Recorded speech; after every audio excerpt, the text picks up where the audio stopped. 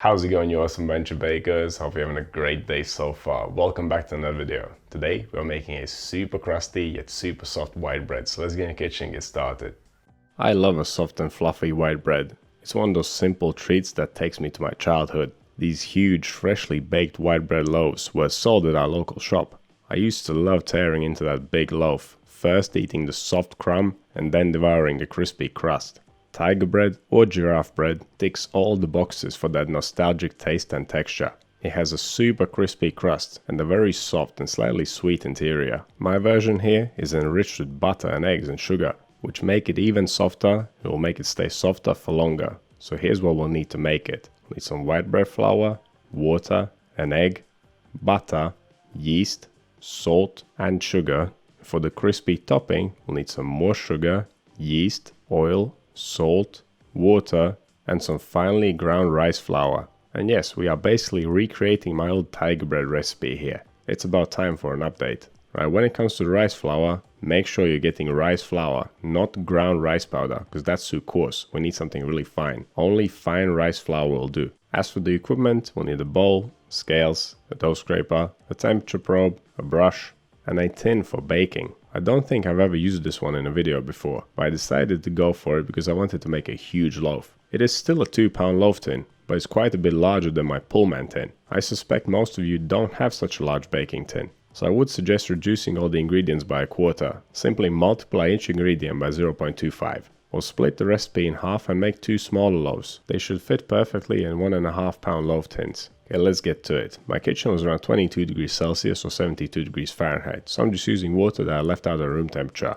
I will start by making the topping. It is fermented after all. In a small bowl, combine the yeast, the salt, the sugar, the rice flour, the olive oil and the water, and then whisk the mix until it's completely smooth. By the way, you can also cold ferment this dough, and in that case you can also cold ferment the topping. Okay, once you've made the topping, cover it up and leave it on the side. Let's move on to mixing the dough.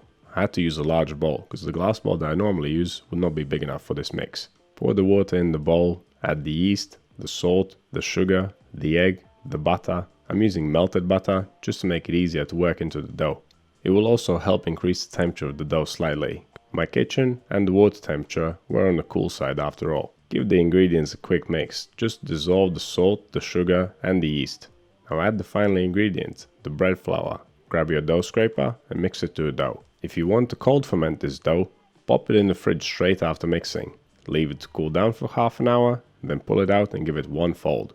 After folding the dough, place it back into the fridge and leave it to cold ferment for 18 to 24 hours, together with the topping. And then on the following day, continue as per recipe.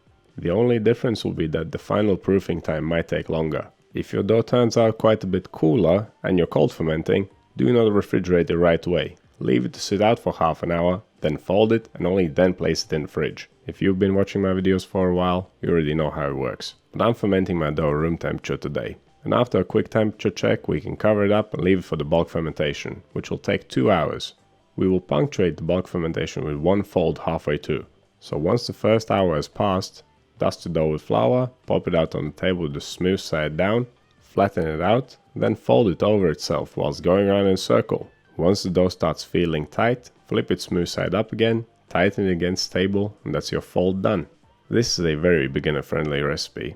And if you are a beginner and you would like to learn more about the process of bread making, head over to the Principles of Baking playlist and the Steps of Baking playlist. You will learn everything you need to know there. Okay, let's place the dough ball back into the bowl, cover it up, leave it to ferment for another hour. And look at that, it's fermenting beautifully. And the topping is getting well fermented too.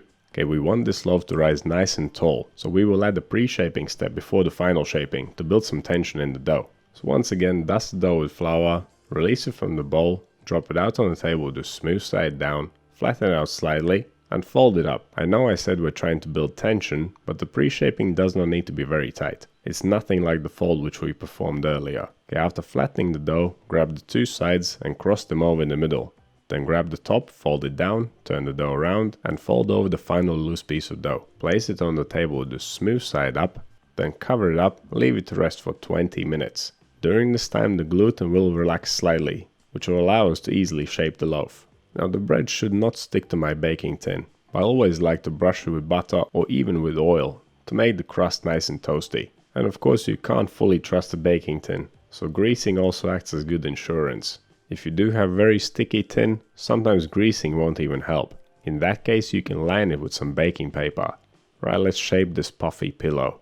Give it another dusting of flour, rub it in, release it from the table using a dough scraper, flip it upside down, flatten it out, try to give it a more or less even shape. Take the two top corners and fold them down diagonally and cross them over in the middle. This will create a pointy bit at the top.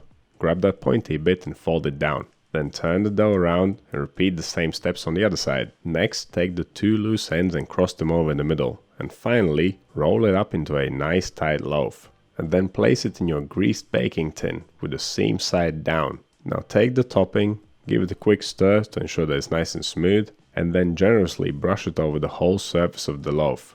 It may seem like there's a lot, but it's not that much. This topping needs to be thick, so just lay it on there, use it all up. Now a quick note here on turning this recipe into a bunch of smaller rolls. You could divide this dough into, let's say, 8 pieces to make individual portions, but due to the increased surface area, you won't have enough topping. In that case, I would suggest doubling the ingredients for the topping so you have enough. Okay, this thing is ready for the final proof. It'll take around an hour and a half to 2 hours, and you don't need to cover it, of course. It needs to be nice and big before we bake it. If your kitchen's quite cool and it's taking longer, just leave it, be patient. During the final hour of fermentation, preheat the oven to 180 degrees Celsius, 355 Fahrenheit, fan on. This bad boy looks like he's ready for the oven, so let's get him in there. It'll take around 45 to 50 minutes to fully bake. The crust should be nice and dark, so if the time is up and yours is not quite there yet, just leave it to bake for longer or increase the temperature towards the end. Just look how big this loaf became. The dough only filled up half the tin before final proofing. Now it's almost 3 times bigger and even tore open as it baked. I could have fermented it for longer. So I guess the lesson here is, if you think it's fully proofed, proof it for a bit more. It will keep rising, it will keep its shape. This is one of the lightest and softest white breads you'll ever make. And it's all thanks to the butter, egg and sugar. There is of course another way of making our bread super soft and light, and that's the scalding technique, which I'm a very big fan of, as you may know. But even though it makes the bread very soft, the softness is a little bit different. And sometimes using the scalding technique will produce a loaf with a slightly smaller volume. But the great advantage of the scalding technique is that it will make the bread stay soft up for slightly longer. Saying that, shelf life is not always the most important thing, at least to me. Bread doesn't last very long in my home. Even the huge loaf I baked just now was gone in a couple of days. So what do you think this recipe? Have you ever made giraffe bread or tiger bread before? Let me know down in the comments. If you want to see more videos like this one, click over here. Subscribe to the channel, click right here. That's all I have for you today. Thank you so much for watching. I'll see you in the next one.